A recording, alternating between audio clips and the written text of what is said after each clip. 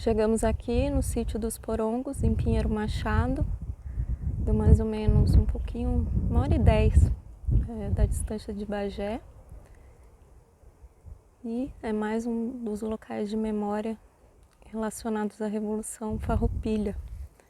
E uma coisa bem simbólica aqui, que tem como se fosse uma poesia que foi talhada no mármore, ela está apagada. Aqui está com a reflexo. Mas era algum tipo de poesia que se chamava ancestralidade. E é bem simbólico isso, porque se a gente pensar, é um pouco uma representação, como se as nossas memórias do nosso país estivessem sendo apagadas, né? Como se fosse essa poesia no mármore. Quantas pessoas aqui no Rio Grande do Sul, elas sabem sobre a história dos porongos, e muito menos no Brasil. Então é mais um episódio bastante vergonhoso da história do nosso Brasil, que é feita de tanta morte, de tanta violência, e isso tudo sendo esquecido. Então é muito importante visitar esses locais, lembrar dessa memória. Nesta data, aqui estivemos acendendo a chama crioula em homenagem ao corpo de lanceiros negros, heróis da Batalha de Porongos, travada neste chão em 14 de novembro de 1844. Com seu sangue, ajudaram a defender os ideais farroupilhas nem sempre alcançados. Com seu sangue, ajudaram a assinar a paz nos campos do Rio Grande do Sul. Que a humanidade jamais desnegue seu lugar de honra na história da pátria. E aí, Marcílio, o que você achou desses dizeres, estando aqui em Porongos? Aparentemente palavras bem colocadas e que pode ter às vezes uma entonação de verdade, né? Mas o que passa mesmo é que a memória de assassinato de um crime hediondo, premeditado de pessoas, de seres humanos que eram colocados como ponta de lança, ficam apenas como memória na história, e que como se a morte deles fosse importante para assinar a chamada Paz Farroupilha, e que na verdade a gente sabe que foi simplesmente para acabar com uma guerra que já era perdida e eliminar de uma forma ardilosa a vida de pessoas inocentes. E é muito triste pensar que quando iniciou a Revolução Farroupilha foi prometido às pessoas que elas estavam em condição de escravidão ou eram libertos, não era, mas tinham uma situação que não poderiam ter uma independência econômica, seria propiciada essa liberdade. Tão sonhada liberdade, né? Não era ainda a época, ainda não tinha tido a libertação dos escravos, né? Então eles eram na condição de escravos e foi prometida essa libertação após a Revolução. E dizem que foi algo armado, né, entre os governos, que foi algo armado, e que a ideia é que realmente as pessoas elas morressem, né, esses escravos eles morressem na guerra para que não fossem libertados. Exatamente. Então é muito vergonhosa, né? O Juremi Machado ele tem um livro que fala a história da infâmia. Depois eu vou colocar aí o nome do livro. É um livro que nós ainda não lemos, temos que ler, porque é muito importante a gente saber sobre essa história e como é uma vergonha, né? Nossa história nacional ela tem exemplos de vergonha, e esse é um grande exemplo de vergonha, de falta de respeito à dignidade humana. De desumanidade, né? Tu assassinar impiedosamente muitas pessoas que estavam lutando contigo, juntos numa guerra. Então, além do assassinato, da perda de vidas, é uma traição também. Então, é uma traição às pessoas, a traição àqueles teus companheiros de luta, que na verdade eles nunca pensaram, acho que os lanceiros negros, como companheiros de luta, apenas com a massa de manobra, como uma ferramenta para eles atingirem seus objetivos, mas nunca como seres humanos que mereciam ser tratados como tal. Se fossem peças do tabuleiro, né? Quando é interessante, vamos tirar essas peças, né? E seres humanos. aqui nesse chão onde a gente tá, onde as nossas crianças estão brincando. Teve morte, teve guerra. Quantos lugares aqui no Rio Grande do Sul, em todo o Brasil, não são manchados de sangue? E tá nesses locais de memória, como eu disse ali embaixo, né, que tá sendo apagada as nossas memórias, principalmente aquelas mais vergonhosas.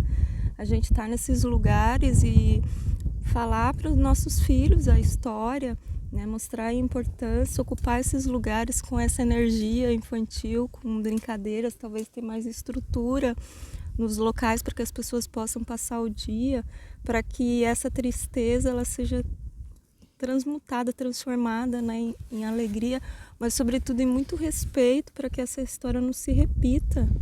A gente tá vendo aí nas notícias, né, atuais sobre o povo Yanomami, né, até sendo considerado um genocídio. Então isso está sendo agora, 2023, imagina, assassinato.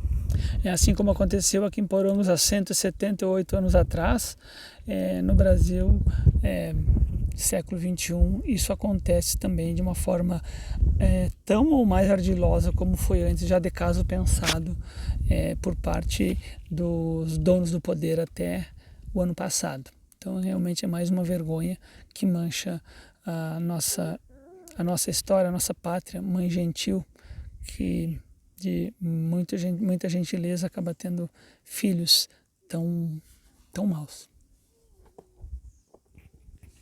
E que a gente nunca esqueça, porque um povo que esquece a sua história está fadado a repeti-la e vai repetir aquilo que não é bom, aquilo que não presta.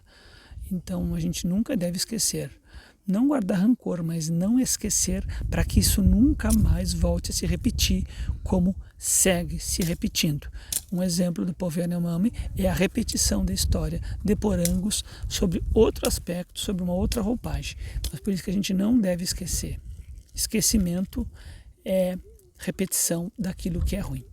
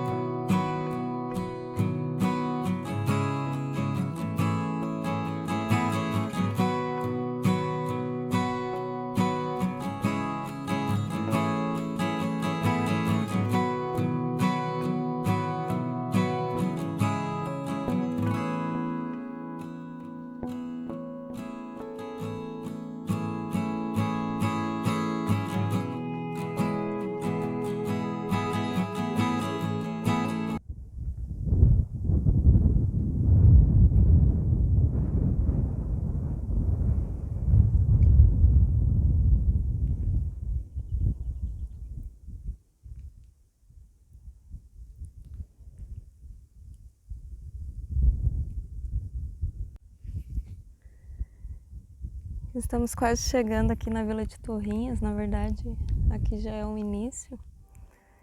E muito linda essa paisagem com esses campos dobrados e essa forma, né, arredondada. Aí dizem que por isso que chama porongos, que parece o porongo ali da cuia do chimarrão. É muito lindo esse lugar. E me lembro que eu vim para cá uns anos atrás, fazendo parte de um projeto sobre pecuária familiar com o pessoal da Embrapa Pecuária Sul em Bagé, o pessoal do INEA, do Uruguai, que também trabalham com pecuária, com pequenos pecuaristas. Tinham representantes aqui da região de Torrinhas e tinha um senhor que era francês e ele ficou maravilhado assim com a beleza aqui da região e disse que parecia um pouco alguns lugares que ele foi na Mongólia. Veja, né, como é bonita a região e às vezes a gente não valoriza.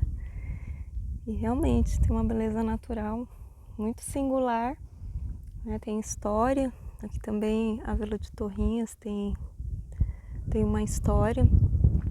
e foi muito interessante estar com esse pessoal que pensava em novas formas de pecuária sustentável, utilizando a pastagem nativa, né, que mantinha um sistema de pastoreio rotativo, então deixava o gado um tempo num campo, um tempo no outro, eles faziam separações, divisões do campo, e aí o gado ia mudando de um campo para outro para dar tempo da paisagem se recompor, a pastagem.